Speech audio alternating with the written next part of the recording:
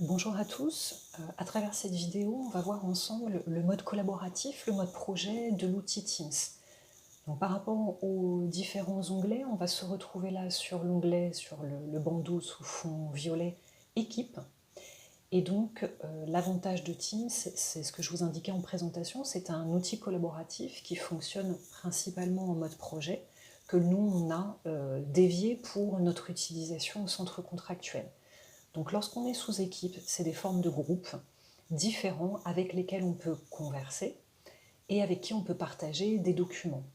Le principe, c'est qu'on envoie les documents et on dirige nos conversations vers les personnes qui en sont destinataires. Ça permet d'optimiser l'utilisation du canal et de limiter la réception ou l'envoi de documents qui ne concernent pas les destinataires.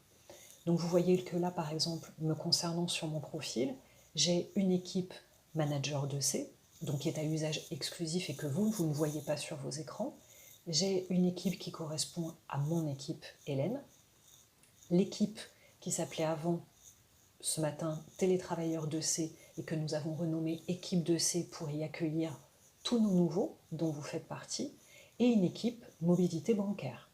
Nos AT ont par exemple une équipe AT sur laquelle elles conversent entre elles.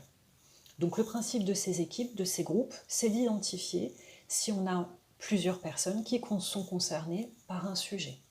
Donc à l'intérieur de chacune des équipes, vous avez donc différents canaux que l'on peut aussi raccrocher à des sous-groupes. Le premier canal par défaut qui s'inscrit, c'est le canal général. Concernant l'utilisation de ce canal, on souhaite pour l'ensemble du centre contractuel que ce canal soit utilisé uniquement pour que vous puissiez continuer à faire ce que vous faisiez sur site, à savoir vous saluer le matin, vous dire au revoir le soir. On ne postera pas d'informations importantes sur ce canal, puisque le risque, comme tous réseaux sociaux, c'est qu'à partir du moment où on poste quelque chose, il risque d'être noyé dans le fil d'actualité. Donc ce canal-là, vraiment, il sera uniquement dédié à vous dire bonjour le matin ou à vous dire au revoir le soir. Si vous avez des questions à poser d'ordre technique ou organisationnel, on vous demandera de vous rapprocher de votre manager. Vous voyez que vous avez des petits points devant chacun des canaux. Ces petits points vous permettent notamment soit de l'épingler parce que vous voulez le voir en priorité, soit de gérer les notifications. C'est important si par exemple vous n'avez pas envie d'être noyé sous les notifications sonores ou visuelles. Il apparaît libre à chacun d'utiliser la notification. Donc, sur chaque canal, vous avez la possibilité d'utiliser une notification différente. Donc, par exemple, par défaut, bannière et flux, ça veut dire que tout ce qui va être mentionné, liké, la mise d'un émoticône ou autre, vous allez recevoir une notification. Vous pouvez par exemple le limiter à uniquement dans le flux, c'est-à-dire que vous recevrez une notification uniquement s'il y a une information écrite, un post nouveau.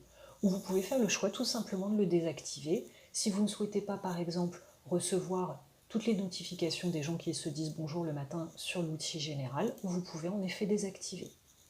Ici vous voyez qu'on a un canal Covid-19, c'est un canal qui a été mis en place spécifiquement depuis la période de confinement. Donc de manière générale, les process tels que vous connaissez n'ont pas été modifiés, sauf pour certains process, notamment je pense aux successions, où il y a eu des modifications pour tenir compte de la période actuelle et notamment des assouplissements qui sont valables à la fois pour les décès liés au Covid, mais pour toutes les successions. Donc ça, on aura l'occasion individuellement de faire le point avec vous pour que vous ayez un degré d'information identique à vos collègues, bien évidemment. Donc vous allez retrouver, on va aller détailler un petit peu plus le canal Covid-19, puisqu'une fois que vous avez cliqué sur ce canal, vous avez ici une barre de menu qui s'affiche. Cette barre de menu, elle est par défaut identique à tous les canaux et on a la possibilité, par le biais ici de cette croix, d'ajouter un onglet supplémentaire. Donc on va aller voir ensemble les différents onglets. Donc ici, c'est le fil de publication. Donc on avait vu ensemble que sur Général, ce fil de publication était privilégié pour se dire bonjour ou au revoir. Sur le fil publication Covid-19, vous allez retrouver les informations importantes sur lesquelles on souhaite attirer votre attention. Ça peut être par exemple une consigne complémentaire qui a été actée, ça peut être une actu sous Agora importante, ça peut être aussi de vous dire que finalement tel manager n'est pas dispo cet après-midi et donc de plutôt vous orienter vers un autre manager. C'est toutes les informations importantes.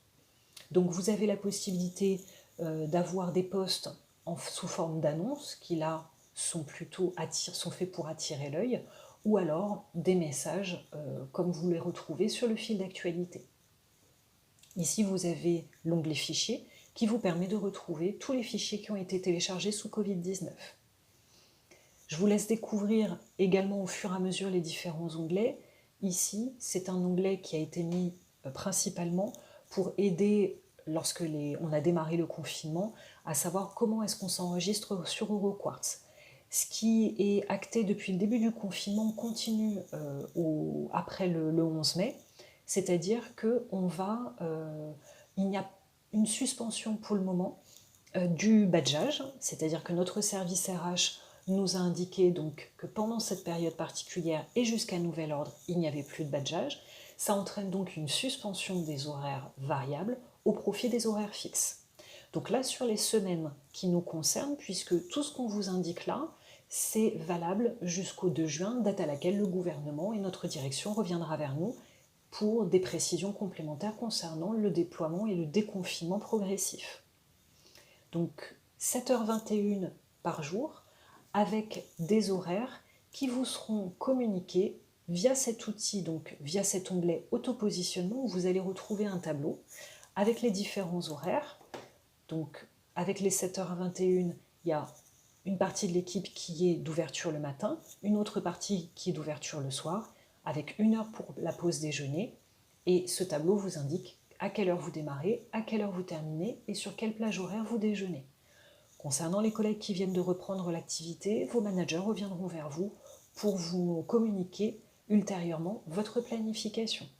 Ce tableau s'appelle auto-positionnement puisque au départ, nous avions proposé à l'équipe de s'auto-positionner et que les personnes présentes en activité au moment où ce lancement a été fait ont souhaité plutôt un positionnement par l'équipe managériale.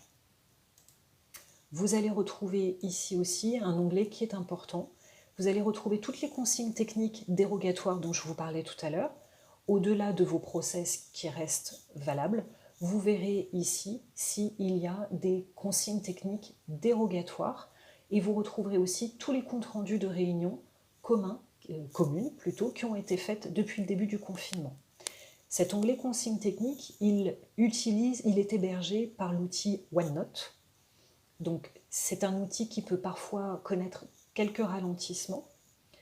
Donc pour pouvoir lire toutes les informations, vous allez cliquer sur ouvrir dans l'application de manière à avoir une navigation qui est plus fluide. Par défaut, vous ne vous étonnez pas, c'est toujours la première page qui a été créée sur laquelle l'application s'ouvre. Pour replier cette page, il vous suffit d'utiliser cette petite flèche.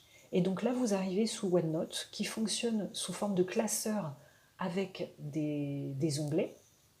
Un onglet pour les conférences qui sont classées par ordre chronologique. Donc ça, c'est les conférences communes que chaque manager a tenues avec son équipe afin que tout le monde ait le même degré d'information.